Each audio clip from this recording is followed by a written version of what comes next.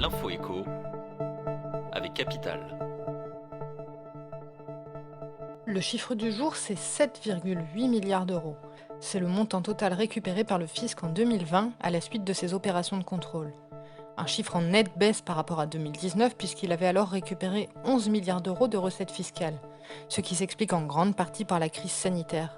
En 2020, Bercy a un temps dû stopper ses contrôles et s'est ensuite concentré sur les situations les plus frauduleuses et les plus complexes. Dans son rapport annuel présenté ce mardi 31 août, la Direction générale des finances publiques se félicite par ailleurs de la progression, en 2020, de la part de contrôles ciblés réalisés grâce à l'intelligence artificielle, 32% contre 22% en 2019. Elle souligne également que plus d'un contrôle sur trois, 36,7%, s'est conclu par un règlement à l'amiable avec le contribuable, contre 23,9% en 2019.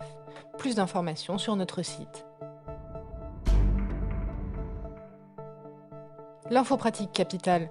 Allez-vous souscrire cette année à une assurance scolaire pour votre enfant ? Si oui, quelques précautions s'imposent. Sachez pour commencer que votre assurance habitation couvre probablement les éventuels dégâts causés par votre enfant durant ses activités scolaires et extrascolaires.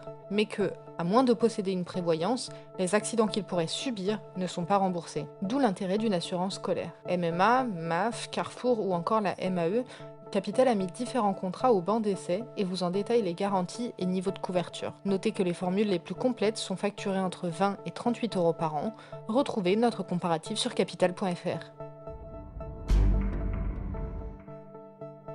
Le coup de gueule du jour est passé par vos futurs colocataires. Ces derniers, interrogés par la plateforme spécialisée locservice.fr, ont dressé une liste des désagréments qu'ils détesteraient le plus subir dans le cadre d'une cohabitation. Ainsi, 67% des candidats à la colocation déclarent que vivre dans une colocation sale serait l'une des pires situations. 60% d'entre eux déclarent également qu'ils ne supporteraient pas que leur chambre soit visitée en leur absence. 22% d'entre eux font également savoir qu'ils ne toléreraient pas les vols de nourriture. Et enfin, 20% que des fêtes soient organisées sans en avoir été prévenus. Enfin, un mauvais partage de la salle de bain entre colocataires apparaît aussi comme l'un des pires désagréments.